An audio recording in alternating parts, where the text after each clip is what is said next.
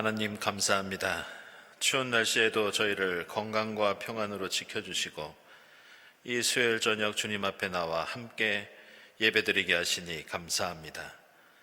저희가 드리는 이 예배가 무엇보다 하나님께 영광이 되게 하시고 저희에게는 진리와 은혜의 시간이 되게 하옵소서.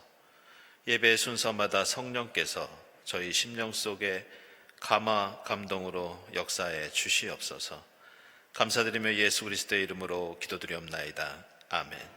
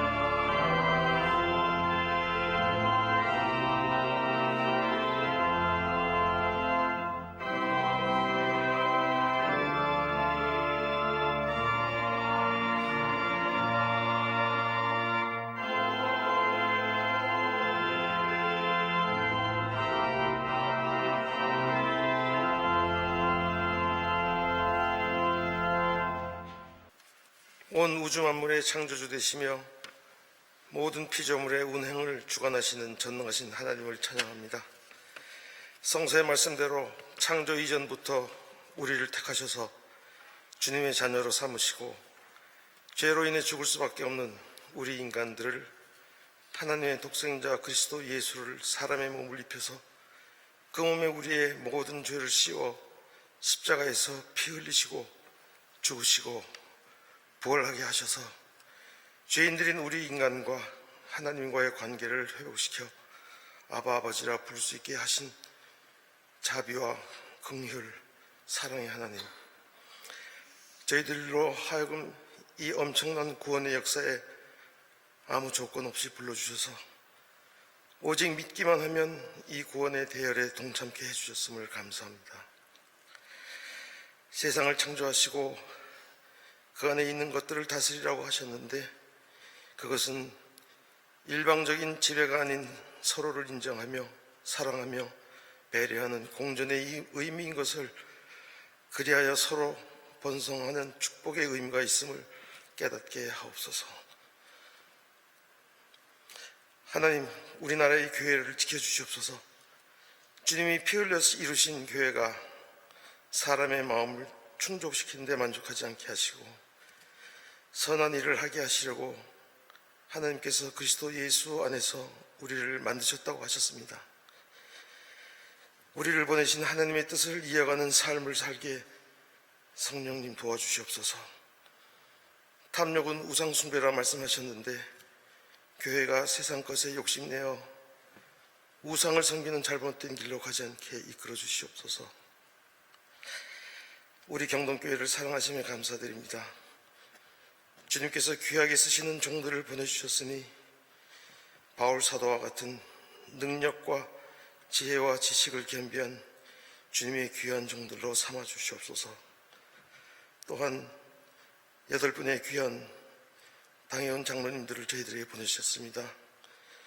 사람의 뜻대로 이 교회를 생각하지 않게 하시고 주님의 뜻이 무엇인가 분별하여 주님의 교회를 섬기는 귀한 청지기들로 삼아 주시옵소서.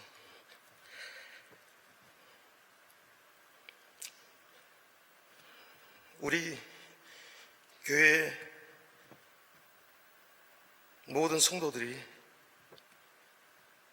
데살로니가 교회의 성도들처럼 선포되는 말씀을 사람의 말로 받아들이지 않고 실제 그대로 하나님의 말씀으로 받아들였던 것처럼 순종의 신앙인이 되게 하옵소서.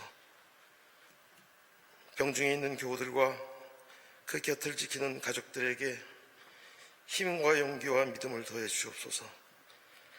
나사로가 병들었을 때 이 병은 하나님의 영광을 드러낼 병이라고 하신 주님의 말씀을 기억하면서 지치지 않게 도와주시옵소서. 교회를 위해 보이지 않게 수고하고 애쓰는 손길을 주님 기억해 주시고, 세상에서 사람들의 칭찬과 축복이 없더라도 하늘나라에서 받을 상이 더 크다는 소망으로 끊임없이 주님의 일을 이어가게 해 주시옵소서. 오늘도 주님의 말씀을 듣고 배웁니다. 말씀을 전하시는 목사님과 듣는 저희 성도 모두가 성령님의 함께 하심으로 우리 삶의 귀한 시간이 되게 해 주시옵소서. 예수 그리스도의 이름으로 기도드립니다. 아멘.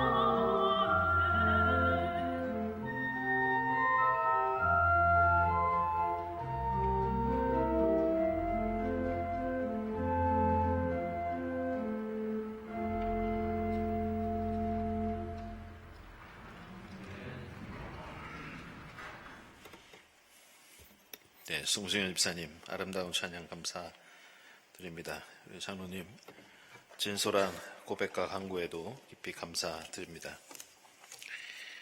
하나님의 말씀은 여호수아기 2장 말씀입니다.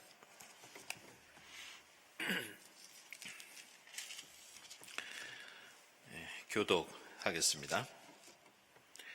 눈의 아들 여호수아가 시딤에서 정탐꾼 2사람을 보내며 일렀다. 가서 몰래 그 땅을 정탐하여라. 특히 여리고성을 잘 살펴라. 그들은 그곳을 떠나 어느 창녀의 집에 들어가 거기에서 묵었다.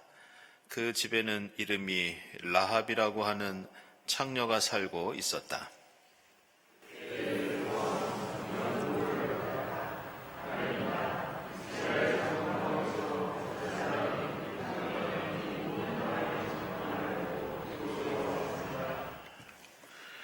여리고 왕이 라합에게 전가를 보냈다. 너에게 온 사람들 곧 내 집에 온 사람들을 데려오너라. 그들은 이 온 땅을 정탐하려고 왔다.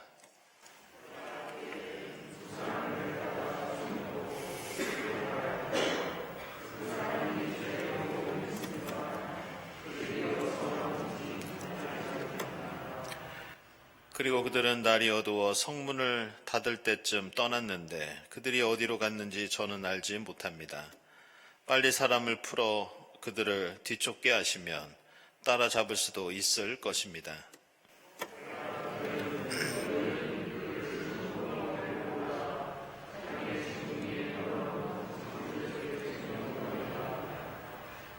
뒤쫓는 사람들이 요단길을 따라 나루토까지 그들을 뒤쫓았고 뒤쫓는 사람들이 나가자마자 성문이 닫혔다.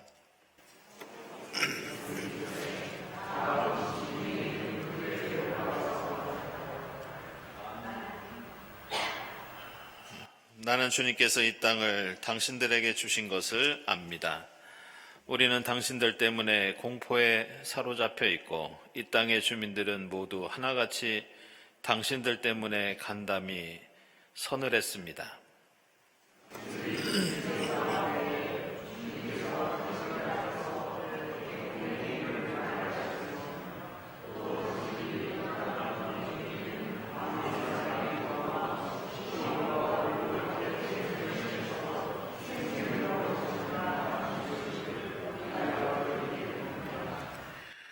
우리는 그 말을 듣고 간담이 서늘했고 당신들 때문에 정신을 잃고 말았습니다. 위로는 하늘에서 아래로는 땅 위에서 과연 주 당신들의 하나님만이 참 하나님이십니다.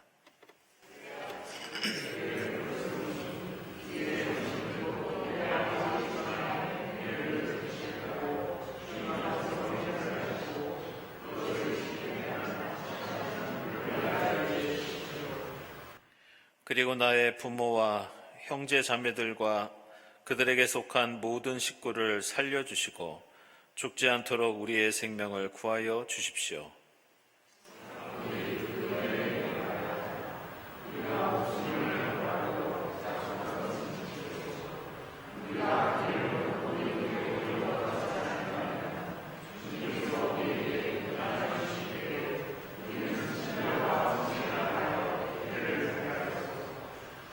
라합은 성벽 위에 있는 집에 살고 있었기 때문에 창문으로 밧줄을 늘어뜨려 그들을 달아내려 주었다.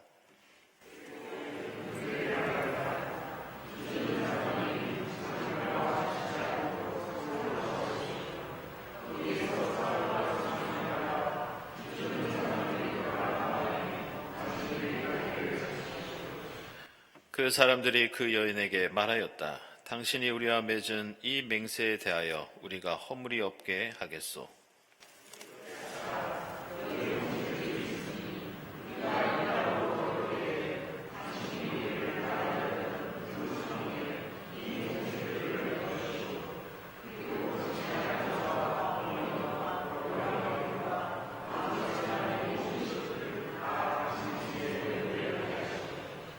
누구든지 당신의 집 대문에서 밖으로 나가서 죽으면 그 죽음에 대한 책임은 죽은 사람 자신이 져야 하며 우리는 책임을 지지 않겠소.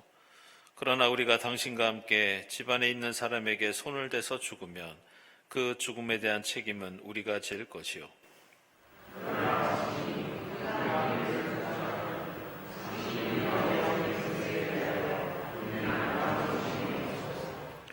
그러자 라합은 그들의 말대로 하겠다고 대답하고 그들을 보냈다. 그들이 간 뒤에 라합은 홍색줄을 창에 매달았다.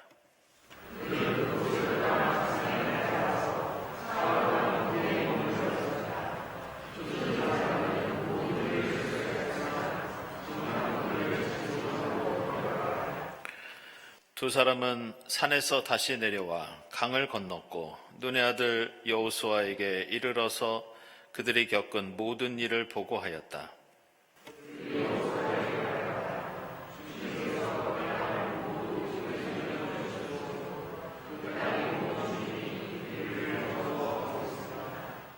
예, 아멘.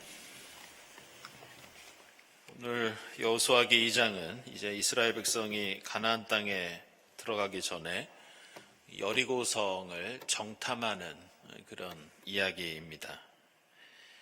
이 가나안에서 이 여리고성은 이 예루살렘 방향으로 올라가는 그 지역에 가장 낮은 그런 지대에 있었던 전략적인 요충지였습니다. 그래서 이스라엘 백성들에게는 이 가나안 땅에 정착하기 위해서는 이 여리고성을 함락해야 하는 또 매우 중요한 그런 성읍이 이 여리고였습니다. 근데 오늘 1절 보면 여호수아가 정탐꾼을 보낸 곳이 요단강 근처 이 시딤이라고 하는 지명이 나옵니다. 근데 이 시딤은 이 민수기에도 나오는 좀 익숙한 장소입니다. 민수기 25장 그리고 31장을 보면요. 이스라엘 자손이 이곳에서 발람의 사주를 받아서 하나님을 거부하고 또 모압 여인들과 또 그 모압 여인들이 섬기던 신들과 함께 어울렸던 일이 있었습니다. 시딤이 그렇게 좋은 장소는 아닙니다. 그리고 민수기 13장과 14장을 보면 모세가 여호수아를 포함해서 이곳에서 12명의 정탐꾼을 이미 파견한 적이 있었습니다. 그런데 당시에는 가나안 땅에 정탐하러 갔던 12명 중에서 10명이 가나안 땅에 대해서 부정적인 인상을 보고하였고 여호수아와 갈렙 두 사람만 긍정적인 내용을 보고했습니다.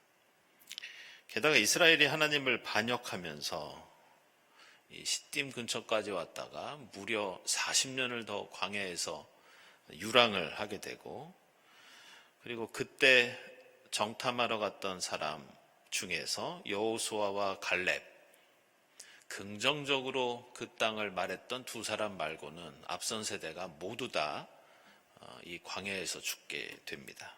따라서 오늘 시딤은 좋은 기억이 없는 반역과 슬픔의 장소입니다.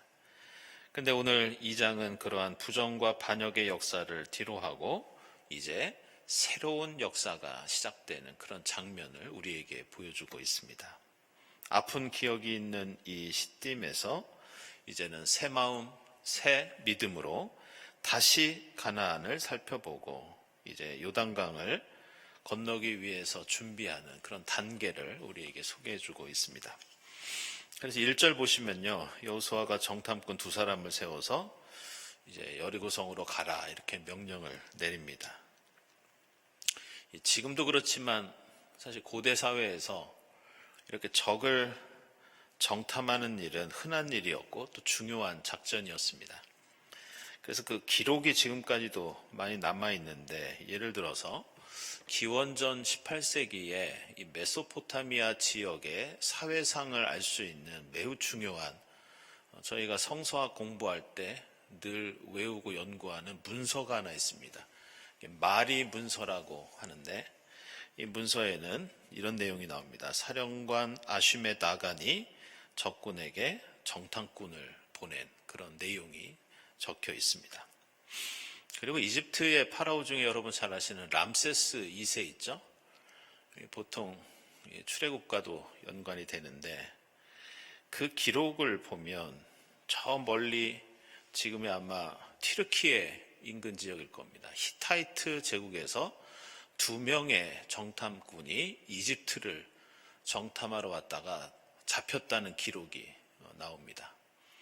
그런데 이집트에서는 그 두 정탐꾼을 다시 신문을 해서 히타이트 제국의 군대와 무기 상황이 어떠한지 알아보고 또 그 정보를 통해서 히타이트 제국을 무찌르는 그런 기록이 지금까지도 남아 있습니다.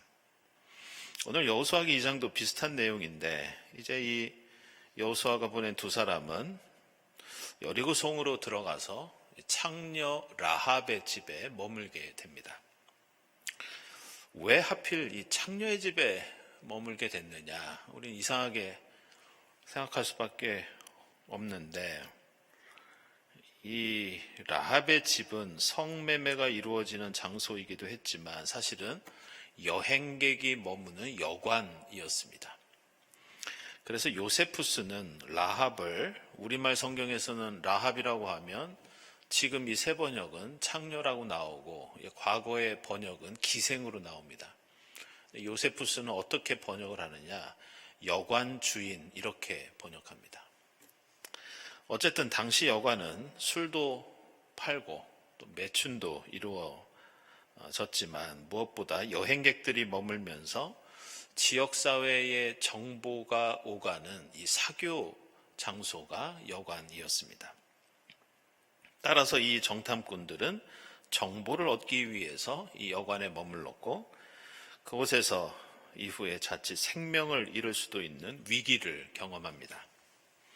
아무래도 정탐꾼이 성 안에 들어갔을 때 그곳 주민들이 아마 이 사람들을 보았을 가능성이 큽니다. 따라서 여리고 성의 왕이 이스라엘 자손이 정탐하러 들어왔다는 보고를 들었다는 내용이 오늘 말씀에 나옵니다. 당시 그 고대 근동에서는요, 성 안에 누군가 낯선 사람이 들어오거나 범법 행위를 저지를 가능성 있는 사람이 들어오면 무조건 신고해야 하는 그런 법이 있었습니다. 예를 들어서 함무라비 법전을 보면 이런 대목이 나옵니다. 포도주를 판매하는 여성 업주는 범법자 같은 사람을 신고하지 않으면 사형에 처한다는 그런 법이 있었습니다. 근데 오늘 말씀 보면 라합은 이방인이 불법으로 성 안에 들어와서 그곳을 정탐하려고 했던 것을 알았는데도 몰래 숨겨주고 엄청난 위험을 감수하면서 그들을 도와줍니다. 이때 정탐꾼이 숨어있던 장소는 그 집의 지붕으로 나옵니다. 근데 고고학적으로 살펴보면 이 여리고성은 실제로 고고학적으로 대단히 중요해서 발굴이 20세기 초부터 여러 번에 걸쳐서 이루어졌습니다. 근데 발굴해 보니까 여리고의 이 주택에는 이 사다리를 타고 올라가는 얕은 지붕이 있었고 아마 이 두 사람은 그 위에 숨어 있던 것으로 보입니다. 그리고 사무엘기상 9장을 보면요, 당시 시대의 이런 지붕은 이 손님을 맞이해서 손님들이 잠을 자는 침실로도 이런 지붕이 이용되었습니다.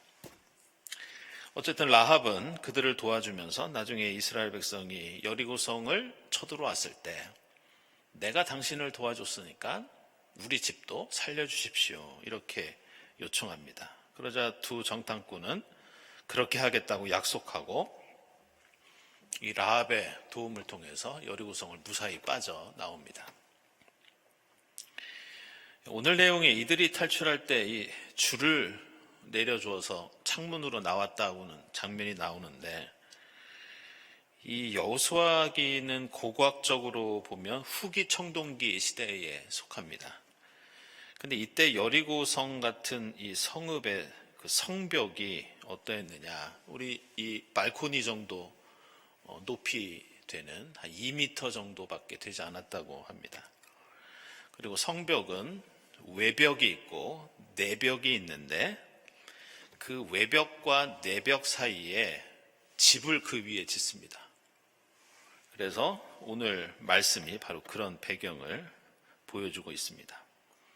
이렇게 되면 성벽 위에 집이 있어서 성벽이 낮더라도 주택의 높이만큼 성벽이 높아지는 그런 효과가 있습니다. 어쨌든 정탐꾼은 이 집에서 창을 통해 줄을 내려주어서 탈출하는데 이러한 장면은 성경의 다른 곳에도 등장합니다. 예를 들어서 사무엘기상 19장 보면요, 이 사울 왕이 다윗을 막 죽이려고 혈안이 되어 있었죠. 그래서 다윗의 아내인 미갈이 다윗을 창문 바깥으로 비슷한 방법으로 탈출시키는 장면이 나옵니다. 그리고 사도행전 9장 보면 사도 바울이 다마스쿠스에서 복음을 전할 때였습니다. 그때 유대 사람들이 역시 사울을 해치려고 사울을 공격하려고 합니다. 그때 이 사울도 광주리를 타고 이 창문으로 성 바깥으로 피신하는 이야기가 나옵니다. 이처럼 오늘 이 두 정탐꾼은 우여곡절 끝에 여리고를 살펴보고 나중에는 다시 여호수아에게 돌아왔고 그곳에 있었던 일을 알리고 여호수아는 이제 가나안 땅에 들어갈 준비를 하면서 오늘 이 2장이 마무리가 됩니다. 오늘 이 여호수아기 2장에 담겨 있는 신앙의 교훈 몇 가지를 이제 살펴볼 텐데요. 첫째로는 이 정탐 보내는 문제를 좀 한번 생각해 볼 필요가 있습니다. 사실 가나안 땅에 정탐을 보내는 것은 곰곰이 생각하면 하나님의 약속, 땅을 이미 주었다. 지난 수요일에도 이게 완료형으로 나온다고 말씀을 드렸습니다. 이미 주어진 하나님의 약속과 능력에 대한 불신처럼 보일 수 있습니다. 하나님을 전적으로 믿고 의지한다면 굳이 이렇게 사람들 보내서 살펴볼 필요 없이 그냥 전진만 하면 될 텐데, 그리고 예전에도 이미 모세가 12명의 정탐꾼을 보냈는데 여호수아도 이렇게 또 보내는 걸 볼 수 있습니다. 여기는 하나님의 구원에 대한 좀 특징을 엿볼 수 있는데요. 그것은 믿음은 어떤 절차나 순서가 없이 오직 기적만 바라보는 무모한 일이 아니라는 것을 우리는 느낄 수 있습니다. 다시 말하면 정찰이 필요하면 정찰도 해야 한다.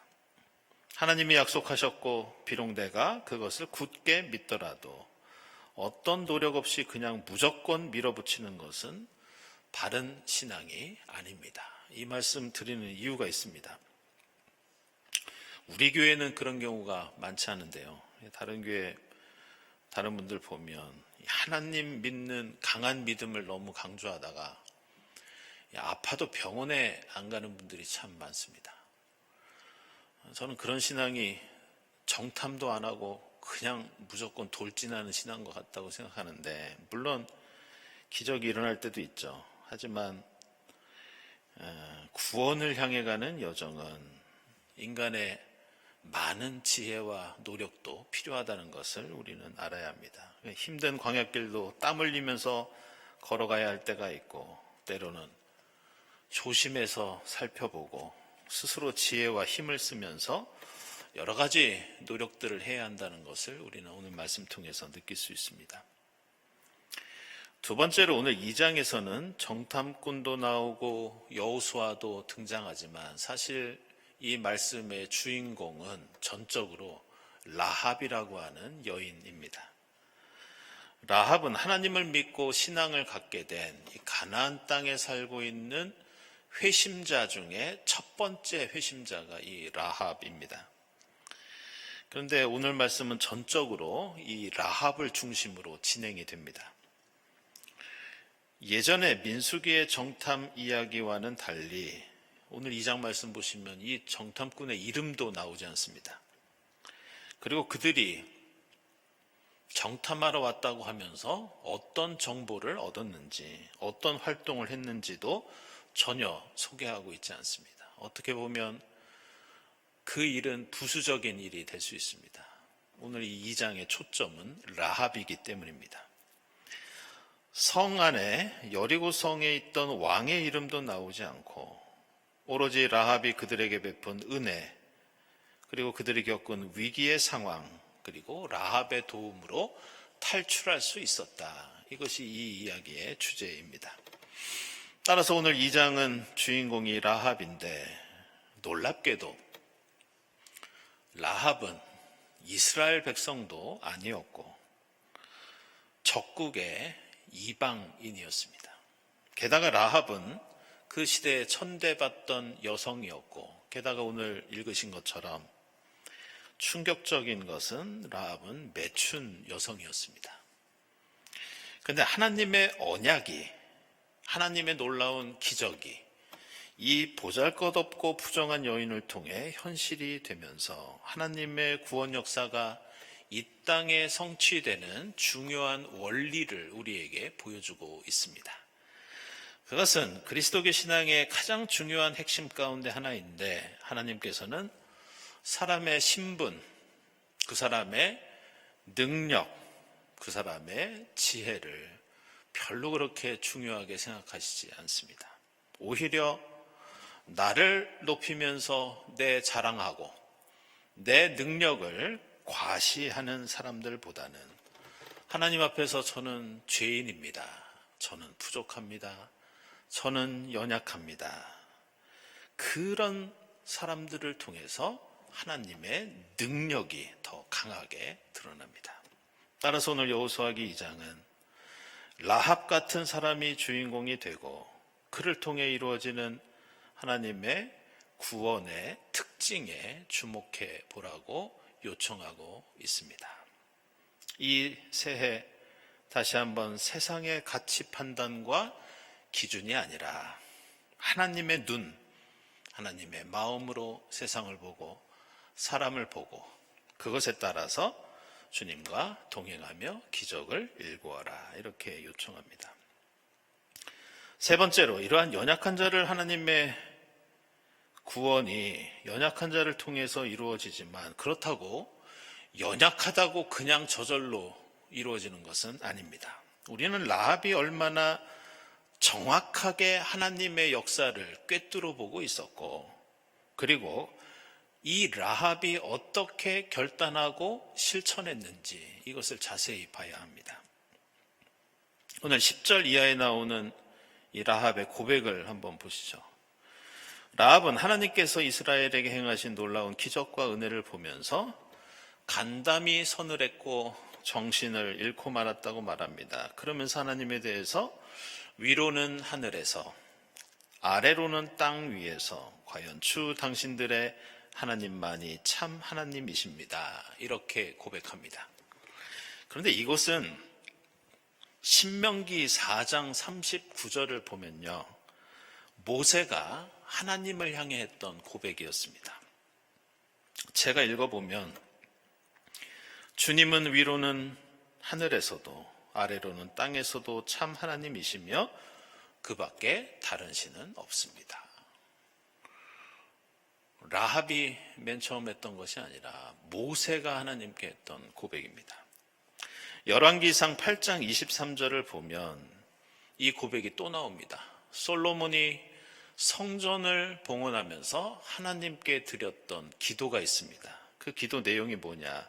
주 이스라엘의 하나님, 위로 하늘에나 아래로 땅에나 그 어디에도 주님과 같은 하나님은 없습니다. 라합은 하나님을 몰랐고 이방인이었고 여성이었고 창녀였는데, 지금 라합이 하나님을 바라보고 느끼고 그리고 고백했던 것은 모세나 솔로몬 같은 위대한 신앙의 인물들의 신앙 고백과 같은 것이었습니다.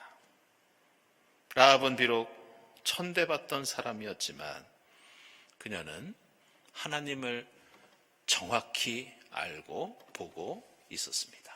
그리고 그 하나님을 바라보는 정확한 시선은 세상의 지혜나 지식이나 지위와는 상관이 없는 일이라는 것을 우리는 성경 속의 수많은 신앙의 인물들을 통해서 느낄 수 있습니다.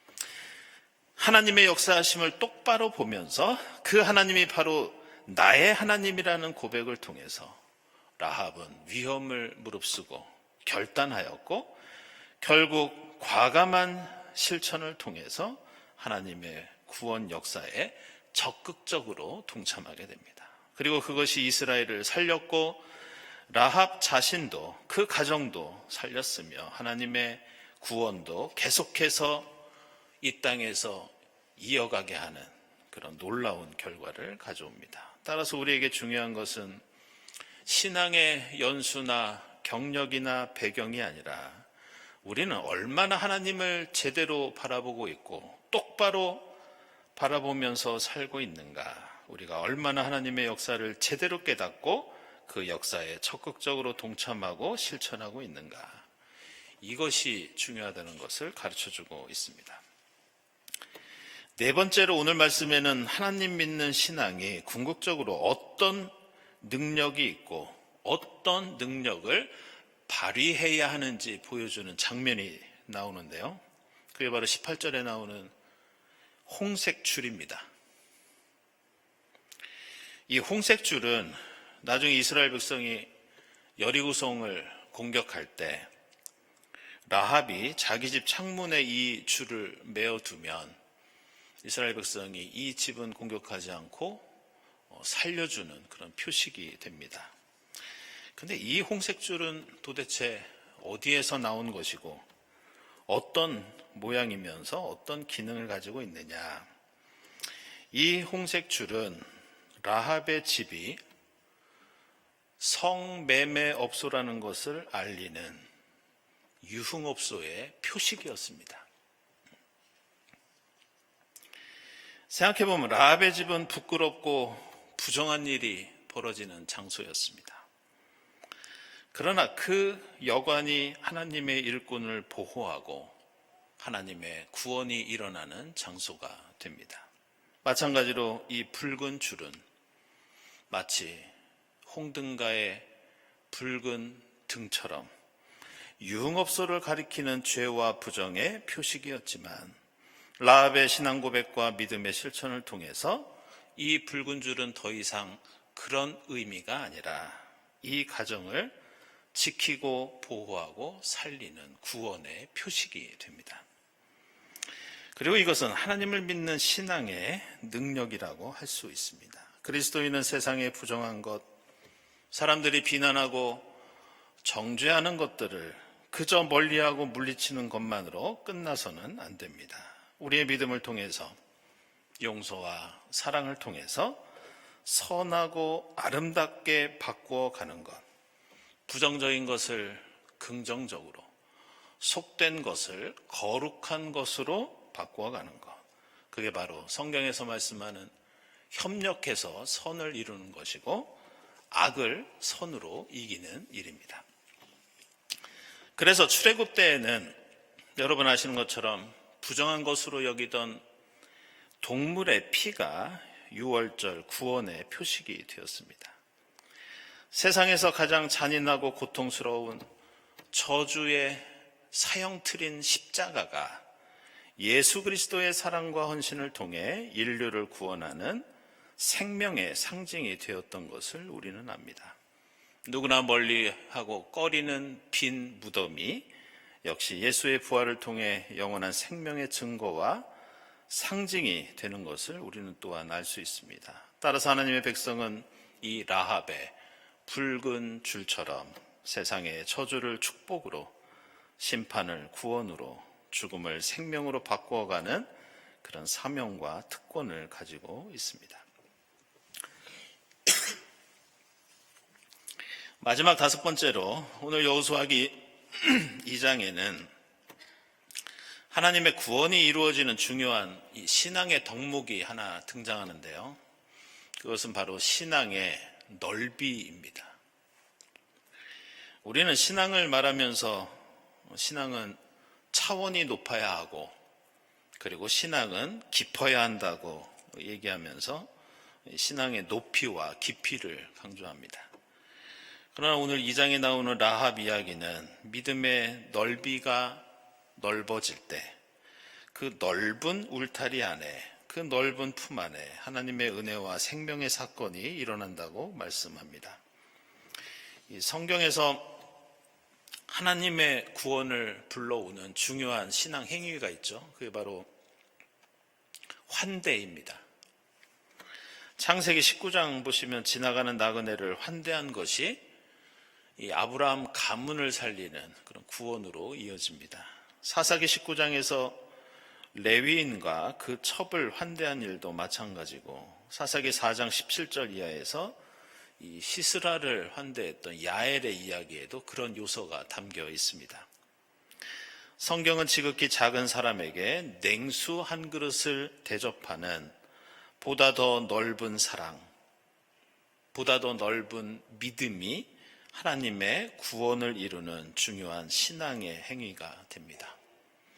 좁은 사랑, 좁은 믿음, 그것은 그저 나만을 위한 것, 내 가족을 위한 것, 내가 좋아하는 사람들만을 위한 것. 그러나 성경은 그 지경이 더 넓어져야 한다, 이렇게 가르쳐 줍니다. 그래서 오늘 여호수아기 2장에서도 라합의 가정이 구원받게 된 것은 바로 그 두 정탐꾼을 라합이 넓은 마음으로 환대했기 때문입니다. 그런데 이것은 라합이 두 정탐꾼을 환대했던 것만으로 끝났던 것이 아니라 나중에는 반대로 이스라엘 사람들이 이 라합을 자신의 공동체 안으로 맞아들입니다. 라합은 나중에 단순히 전쟁 중에 살아남는 것으로 끝나는 것이 아니라 여호수아기 6장을 보면 이스라엘 공동체의 일원이 됩니다. 그리고 라합과 이스라엘 사이에 이 넓은 믿음, 폭넓은 사랑, 라합이 정탐꾼을 맞아들이고 이스라엘이 라합을 맞아들였던 그 서로 간의 환대가 라합이 이스라엘 백성이 되고 나중에는 마태복음서 1장에 나오는 예수의 족보에 라합이 등장하는 계기가 됩니다. 다시 말하면 이 라합 때문에 나중에 예수 그리스도가 이 땅에 태어나게 됩니다. 그래서 성경에는 이러한 우리의 믿음, 소망, 사랑이 더 넓어지고 그 울타리가 더 커져야 한다는 말씀이 여러 군데 등장합니다. 이사야서 49장 20절을 보면 예루살렘의 회복에 관한 말씀 선포에서 이렇게 말씀합니다. 한때 내가 잃은 줄로만 알았던 자녀들이 다시 내 귀에 속삭이기를 이곳이 너무 비좁으니 내가 살 수 있도록 자리를 넓혀 주십시오 할 것이다. 이렇게 하나님의 구원과 회복이 보다 넓은 지경을 통해서, 넓은 사랑과 믿음을 통해 이루어진다고 말씀합니다. 이사야서 54장 2절 이하에서도 이스라엘을 향한 주님의 사랑을 노래하고 있는데 너의 장막터를 넓혀라, 장막의 휘장을 아끼지 말고 펴라, 이런 말씀이 나옵니다. 바로 이런 이유로 오늘 여호수아기 2장은 우리에게 라합이라는 이름을 통해서 매우 중요한 신앙의 태도, 신앙의 덕목을 우리에게 알려줍니다. 그렇다면 라합은 어떤 뜻인가? 바로 넓다, 확장하다. 이것이 라합이라는 이름이 가지고 있는 의미입니다. 오늘 여호수아기 2장의 라합 이야기를 묵상하면서 주님과 세상을 향한 우리의 믿음과 사랑이 오늘보다는 내일, 이 새해 매일매일 조금 더 확장되고 조금 더 넓어질 수 있기를 소망합니다. 그럴 때 우리 경동교회 공동체에 이 보다 더 넓은 사랑의 품 안에서 이웃들이 더 큰 기쁨과 행복을 누리며 우리의 보다 넓은 믿음을 통해 하나님의 구원과 은혜가 더 크게 임하게 될 줄로 믿습니다. 말씀 묵상하면서 기도하겠습니다.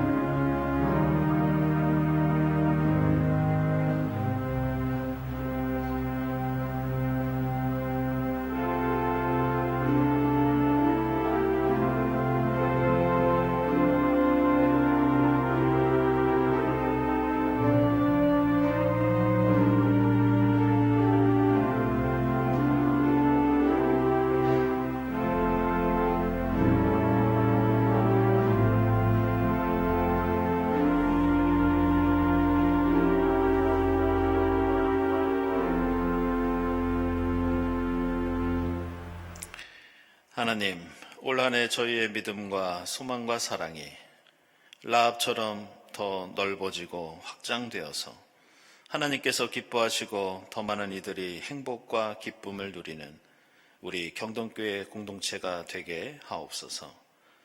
세상이 정죄하고 부정하게 여기는 것들이 구원과 은혜와 생명이 되는 역사를 이루고 맛볼 수 있도록 성령께서 인도해 주시옵소서. 예수 그리스도의 이름으로 기도드리옵나이다. 아멘.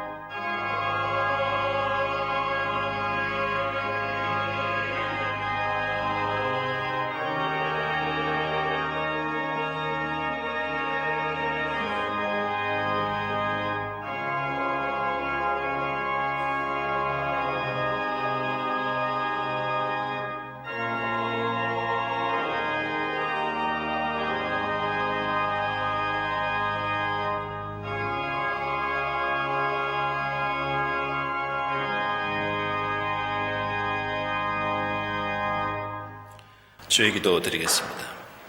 하늘에 계신 우리 아버지여, 이름이 거룩히 여김을 받으시오며 나라가 임하시오며 뜻이 하늘에서 이루어진 것 같이 땅에서도 이루어지이다. 오늘 우리에게 일용할 양식을 주시옵고 우리가 우리에게 죄진 자를 사하여